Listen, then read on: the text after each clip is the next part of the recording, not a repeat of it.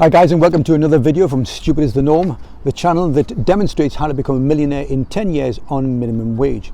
And in this video, what I want to explain to you is why cash is worthless. Now, before I give further explanation to that statement, I want to ask you a question, a little puzzle if you wish. Last year, I gave both my daughters £1 every day for the last year, 365 days. By the end of the year, they had £339 each. Why? Well, rather than bust a brain cell, the reason is because inflation is running at 7%. So whilst they have £365 each in their account, it only buys £339 at what it did the previous year, because 7% has been eroded by inflation. Now, back in the olden days, to keep their cash safe, people used to shove the cash under the mattress. But with inflation around, it's almost like a silent thief. It's taking the money even though you can't see it taking the money. And even putting it in the bank doesn't protect it, although it will protect it from somebody actually breaking in your house and taking it. It doesn't protect you from inflation, because to protect yourself from inflation, you need a growth rate in your money at least equivalent to inflation, currently about 7% at least. And which bank is giving 7%? None. You're getting 0.5% if you're lucky. So if interest rates run at inflation rates run at 7%, you're getting 0.5%. You're still losing 6.5%. So every £1,000, you're losing £65 a year on it. Now at this point, the financial advisors or financial salespersons, I prefer to call them, will jump in and say, that's why you should put it in a pension fund.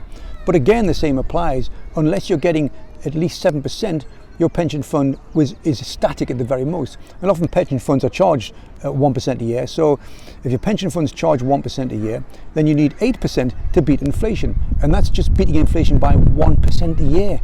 Now, if you've been watching these videos before, you know the way I beat inflation is to invest in property.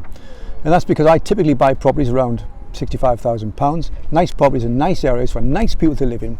And it cost me about £20,000 for all acquisition costs, that is deposit, stamp duty, legals and what have you. Maybe a little refurb, hopefully not if you buy the right property.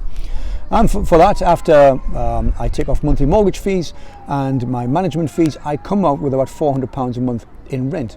So over the year I'm making £4,800. So it took me £20,000 to get in, but I'm getting £4,800 out. That's almost a 25% return on the money. And that doesn't include any growth in the value of the property. So property is the only inflation-beaten vehicle that is around right now. So if keeping cash is losing your money due to inflation, the only other reason you would keep cash is to hide it from the taxman, which I clearly do not recommend. And that's getting more difficult now for those who choose to do it, because we're going into a cashless society. More and more people are using cards, debit cards, contactless cards instead of using cash. Statistics are writ large all over the world. We're moving into a cashless society.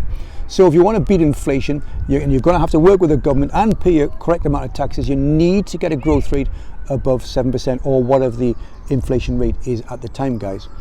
It used to be the thing that cash was king, but not anymore. Cash is crap. Don't be stupid and don't be normal, guys.